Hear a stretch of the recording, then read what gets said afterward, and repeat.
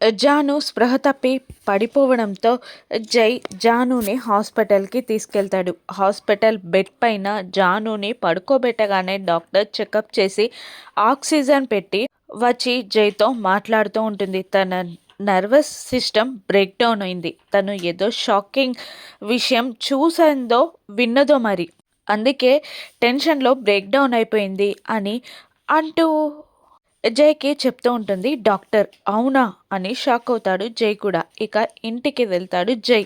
నా మొబైల్ ఎక్కడా, జాను మొబైల్ ఎక్కడా అని అనుకుంటూ ఇల్లంతా వెతుకుతూ డైనింగ్ టేబుల్ కిందున్న జై జానుల మొబైల్ తీస్తాడు జై.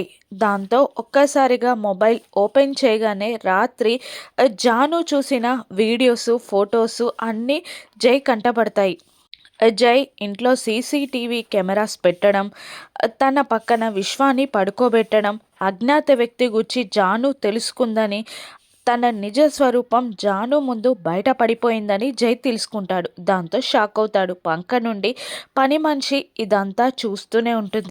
జై కోపంగా నో నో అని గట్టిగా అరుస్తుండగా అంతరాత్మ ప్రత్యక్షమై పాయే అయిపాయే అన్నీ అయిపోయాయి, అంతా నువ్వు చేసుకొని జానుని ఎందుకంటున్నావు అని అంతరాత్మ నిలదీస్తుండగా నేనేం చేశాను అంటాడు జై.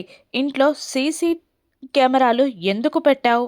నువ్వు అంత సీక్రెట్గా ఆ మొబైల్ చూసావే కాబట్టి ఆ మొబైల్లో ఏముందో అని తెలుసుకోవడానికే జాను చూసింది. నీ నిజమంతా బయటపడిపోయింది. ఇప్పుడు నీ నిజ స్వరూపం జానుకి తెలిసింది కాబట్టి నిన్ను అసహించుకుంటుంది. ఏ జన్మలో కూడా నిన్ను క్షమించదు, నిన్ను వదిలిపెట్టి వెళ్ళిపోతుంది అని అంతరాత్మ అంటూ ఉండగా లేదు నేను జానుని వెళ్ళనివ్వను అని గట్టిగా అరుస్తూ ఉంటాడు జై. ఇప్పుడు జాను జైల జీవితం ఏం కానుందో రాను ఎపిసోడ్స్లో చూద్దాం. Thank you for watching.